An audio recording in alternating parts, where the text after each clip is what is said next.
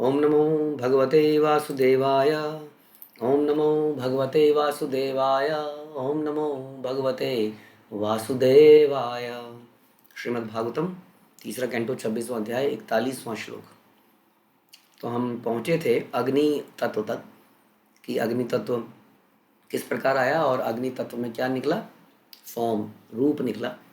उसको देखने के लिए ये जो देखने के यंत्र हैं वो निकले और अग्नि बड़े काम की चीज़ है। हमने उसके बारे में चर्चा करी किस किस काम आती है। आगे उसको और कंटिन्यू करते हैं। रूपमात्रात् विकुर्वणात् तेजसः देव चोदितात् रसमात्रम अभूत तस्मात् अम्भ जिव्या रसग्रह। अग्नि तथा दृष्टि की अंतः क्रिया से देवी व्यवस्था के अंतर्गत अग्नि तथा दृष्टि, दृष्टि जिससे फॉर्म को देखा जाता है, और अग्नि तत्व के अंतः क्रिया से देवीय व्यवस्था से अंतर्गत स्वाद तन्मात्र उन्मत्त होता है। अब आया स्वाद। अग्नि में क्या आया था? अग्नि में आया था रूप। आकाश में क्या आई थी? ध्वनि। वायु में क्या आया था? स्पर्श। अग्नि में आया रूप। अब स्वाद तन्मात्र उत्पन्न होता है, स्वाद नाम का विषय। इस स्वाद से जल उत्पन्न होता है। अब ये आया हमारा चौथा तत्व। हाँ, जल में स्वाद होता है। इससे पहले के तत्वों में स्वाद नहीं था। हाँ, किसी में स्पर्श था, किसी में रूप था, इसमें आया हमारे पास स्वाद। तो जल में स्वाद से जल उत्पन्न होता है। पहले तन्मात्र आता है, फिर तन्मात्र से अगली वस्तु पैदा होती है, ये ध्यान रखिएगा। तो स्वाद तन्मात्र आया, उससे जल उत्पन्न होता है, और स्वाद ग्रहण करने वाली जीभ भी प्रकट, और उससे रिलेटेड अंग उत्पन्न होता है जो उसको महसूस करेगा। तो जीभ उत्पन्न होती है जो अलग अलग तरह के स्वाद को लेती है। और आगे बताते हैं, कषाय मधुरा तिक्तः कटु अम्ल इति न एकधा भौतिकानाम विकारेण रसा एका विविद्यते। यद्यपि मूल रूप से स्वाद एक ही है, किंतु अन्य पदार्थों के संसर्ग से यह कशैला, मधुर, तीखा, कड़वा, खट्टा, नमकीन कई प्रकार का हो जाता है। किसी चीज़ से किसी चीज़ के मिश्रण से स्वाद बदलते रहते हैं, हमने देखा है कि नहीं?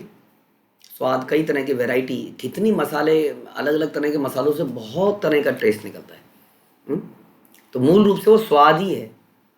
स्वाद तो स्वाद ही है, लेकिन कोई कड़वा स्वाद है, कोई खट्टा स्वाद है, कोई मीठा स्वाद है, कोई नमकीन स्वाद है। तो इस प्रकार से कई प्रकार के स्वाद निकलते हैं।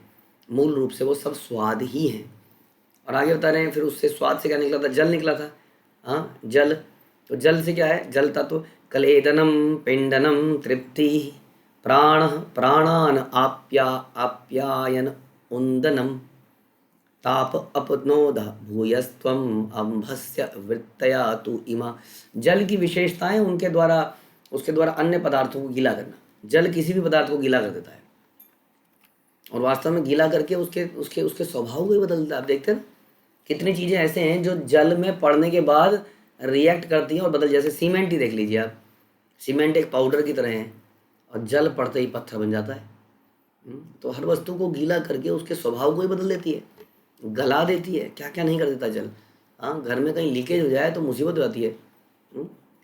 तो जल की विशेषता है अन्य पदार्थों को गीला करने, विभिन्न मिश्रणों के पिंड बनाने। पिंड, जैसे आटे का पिंड बनाते हैं हम। आटे को गूंदने के लिए जल लिया जाता है, पिंड बनाया जाता है, फिर उसकी रोटी बनाई जाती है। अब रोटी तभी बन पाती है जब वो जल तत्व उसमें डाला जाए।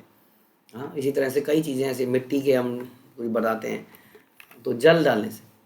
पिंड बनाने, तृप्ति लाने, जीवन पालन करने, वस्तुओं को मुलायम करने, गर्मी भगाने, जलागारों की निरंतर पूर्ति करने, रहने प्यास बुझाकर तरोताज़ा बनाने में, इन सब में है। लोग कहते हैं ना, जल ही जीवन है। आप अक्सर सुना होगा आपने। और इस संसार के लिए तो बड़ा इंपॉर्टेंट हो गया, क्योंकि उसकी तेज़ी से कमी होती जा रही है। मीठे मीठे जल की तेज़ी से कमी होती जा रही है। तो जल जो है बड़ा इंपॉर्टेंट तत्व है वास्तव में। हम सुनते हैं कि इस खास तौर पे इस भौतिक शरीर में, एटलीस्ट इस पृथ्वी में जो जीव जंतु हैं, और पृथ्वी में जो इकोसिस्टम है, उसमें जल जो है मेजोरिटी, पता नहीं 70 और 75% जल तत्व है। हमारे शरीर में भी अधिकतर जल तत्व ज़्यादा है। यस, इसलिए शरीर में कभी बार कुछ हलचल होती है, अगर गैस या इम्बैलेंस होता है, तो ऐसा बोलते हैं नदी में नहाओ, क्योंकि जल तत्व मिलने से, कहते हैं नदी समुद्र में नहाने से चीज़ बीमारियाँ ठीक होती हैं, या स्नान करने से भी ठीक होती हैं, क्योंकि जल तत्व अधिक है। ये आयुर्वेद के कुछ कॉन्सेप्ट, जल थेरेपी, आजकल वाटर थेरेपी करी जाती है। क्योंकि जल तत्व बॉडी में अधिक है, इसलिए जल के टच में आने से चीज़ें ठीक भी होती हैं। तो इसलिए हमारे जीवन में वैसे ही बड़ा इंपॉर्टेंट है, खासतौर पर इस जीवन में। अब सूर्य लोक में जो रहते होंगे उनके अंदर जल तत्व ना के बराबर होगा, या होगा ही नहीं। तो बता रहे प्रभुपाद कि जीवन जल पर निर्भर है। जल से किसी भी वस्तु को गीला या नम किया जा सकता है। आटे में जल मिला के लोई बनाई जाती है, मिट्टी का जल मिलाने से कीचड़ बनता है। इस प्रकार जल विभिन्न तत्वों को तोड़ने वाला भी है, जोड़ने वाला भी है। जब हम मकान बनाते हैं तो ईंटों वगैरह बनाने में, इन सब में, मकान बनाने में जल बड़ा इंपॉर्टेंट रोल अदा करता है। तो इस प्रकार से जल के बारे में बताते हैं। अब जो है स्वाद, रसमात्रात् विकुर्वणात् अम्भस्य चेदैव चोदितात् गंधमात्रम अभूत तस्मात् पृथ्वी घ्राणतु गंधगा। अब अगली चीज पैदा होती है, अगला तत्व, पांचवा तत्व। पांचवा तत्व क्या है? स्वाद, अनुभूति और जल की अंतः क्रिया हुई है, राइट। इससे क्या पैदा हुआ? देवी वेदांत से गंध तन्मात्र पैदा हुआ, गंध विषय पैदा हुआ। गंध विषय पैदा हुआ तो गंध से रिलेटेड तत्व पैदा होगा। कौन है? पृथ्वी। तथा उसकी इंद्री पैदा होगी। इंद्री क्या है? नाक। घ्राणेन्द्रिय बोलना चाहिए, घ्राणेन्द्रिया। तो कैसी भी हो सकती है, किसी की नाक ऐसी है, किसी की नाक एक छेद हो सकती है, वट गंध जिससे ली जाए। तो ये पांचवा तत्व पैदा हुआ, इसको हम पृथ्वी कहते हैं, लेकिन वो पैदा हुआ गंध तन्मात्र से। अब पृथ्वी एलिमेंट के अंदर गंध आ गई। जल के अंदर गंध नहीं होती है। जल के अंदर अगर बदबू है वो because of some mixture of prithvi element होता है ना। कहीं कोई केमिकल मिक्स हो गया। केमिकल क्या है? अर्थ एलिमेंट है। Chemical is earth element.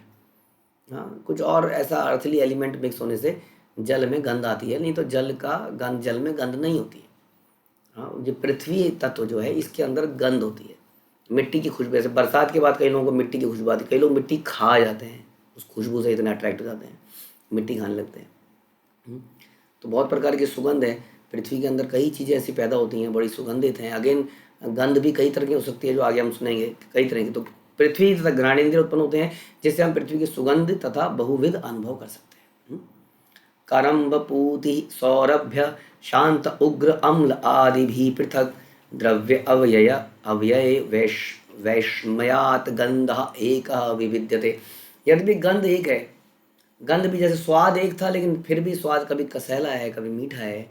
उसी तरह गंध तो गंध है, कभी वो दुर्गंध है, कभी वो सुगंध है, अच्छी गंध है, मिश्रित गंध है। बहुत तरह की गंध आती हैं, अलग अलग अम्लीय, हर तत्व की अलग गंध है। आप देखते हैं कोई गंध किसी को अच्छी लगती है, कोई गंध किसी को कोई बदबू लगती है। वही किसी को, जैसे गोबर की खुशबू, किसी को गोबर की खुशबू अच्छी लगती है, किसी को गोबर की खुशबू बहुत बुरी लगती है।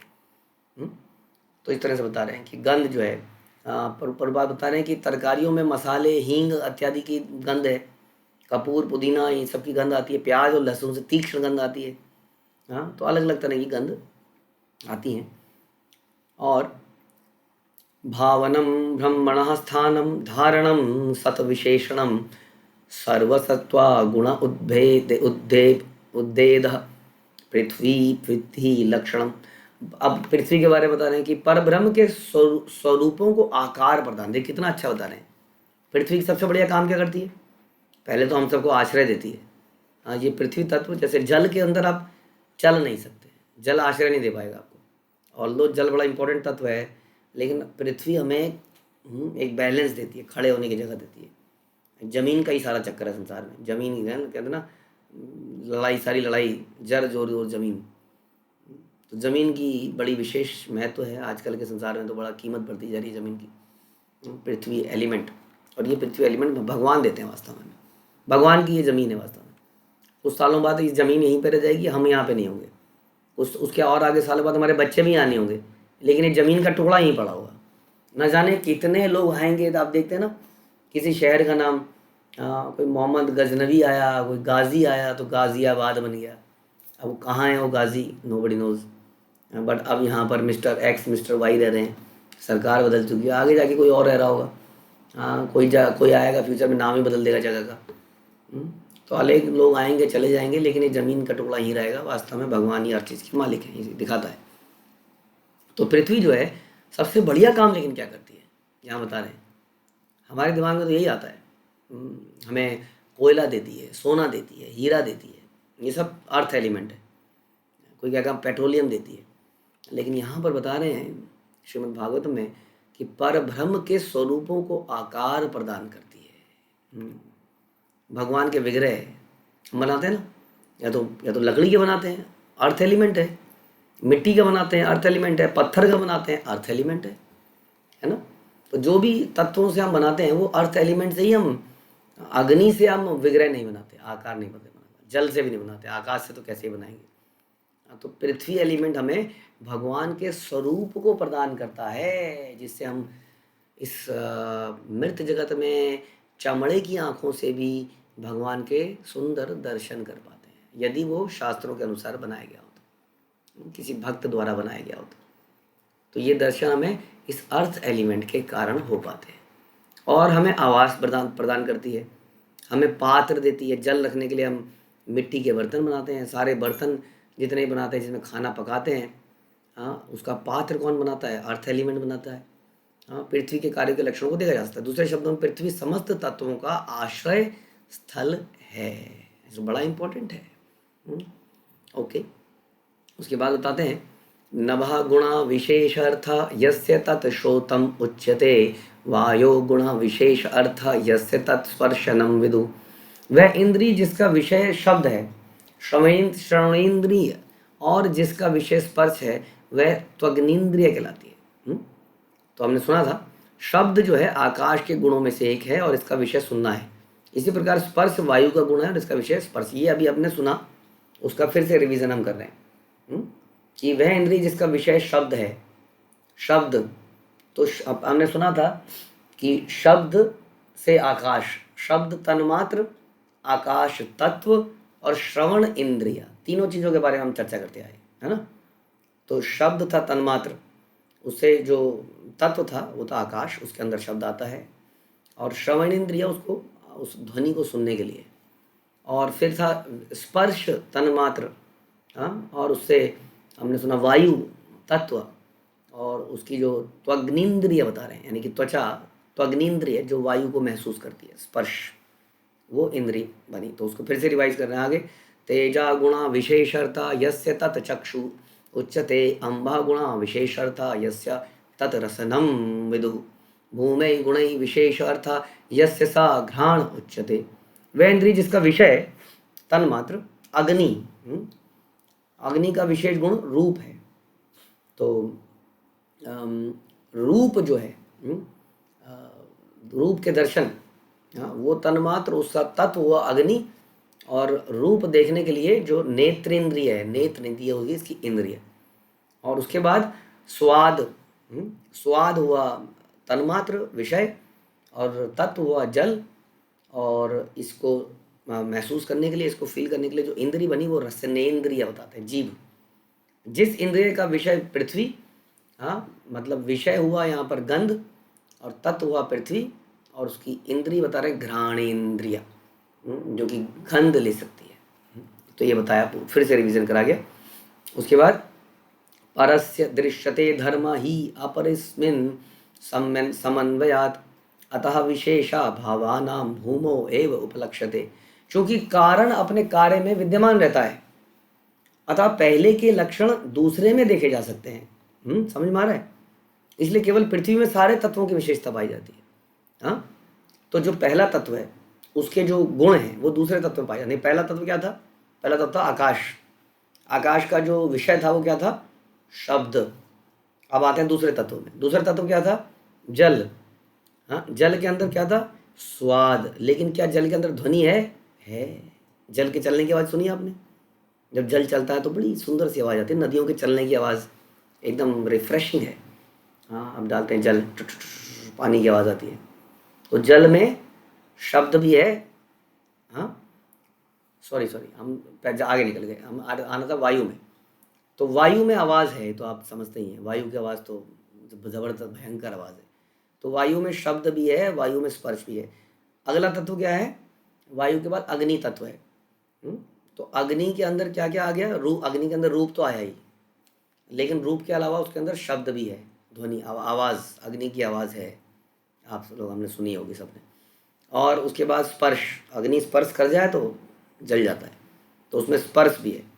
अब हम आगे जाते हैं। अग्नि के बाद हम कहाँ पहुँचे? अग्नि के बाद हम पहुँचे स्वाद में, जल में।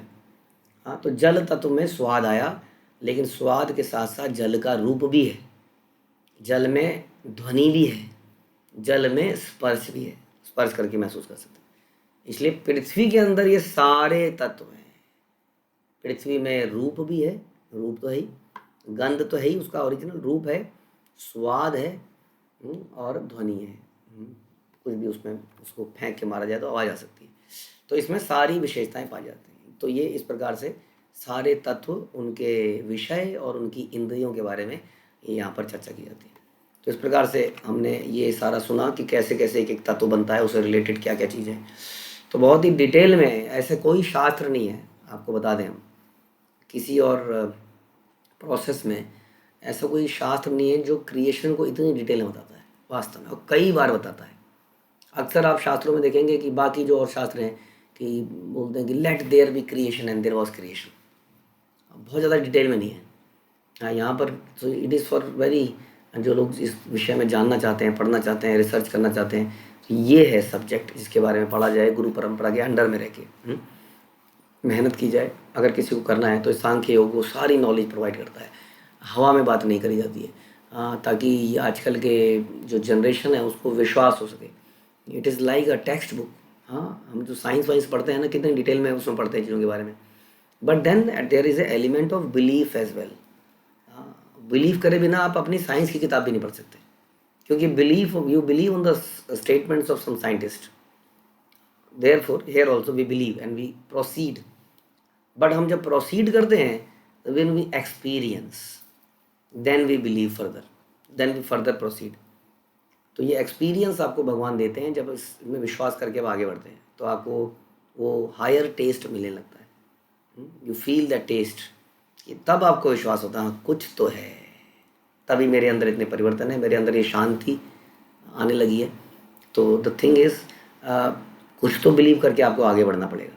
यू कैन नॉट से कि first prove me and then I will proceed, nobody is going to prove you, who is bothered. मत मत मानिए, आपको मतलब हमें क्या प्रॉब्लम है। हाँ, इसलिए कहीं ना कहीं बेसिक अंडरस्टैंडिंग के साथ, बेसिक लॉजिकल थिंकिंग के साथ आपको बिलीव तो करना ही होगा। और बिलीव करके आप थोड़ा, हम ये थोड़ी कह रहे हैं जीवन भर बिलीव करते रहिए, आप थोड़ा आगे कदम बढ़िए, थोड़े ही दिन में आप इसका फल देखिए, इसका हमारे जीवन में क्या प्रभाव पड़ता है। तो श्रीमद् भागवतम बहुत ही इम्पोर्टेंट ग्रंथ है। ये हमें भगवान की एकदम गोपियों के भाव से लेकर संसार के क्रिएशन तक सब कुछ कवर कर देती है किताब। यानी कि किताब 0 से लेकर 12th क्लास तक सब कुछ आपको पढ़ा देती है, यदि हमारे अंदर श्रद्धा हो तो ऐसे श्रीमद् भागवतम को हम प्रणाम करते हैं। श्रीमद् भागवतम की जय। श्रील प्रभुपाद की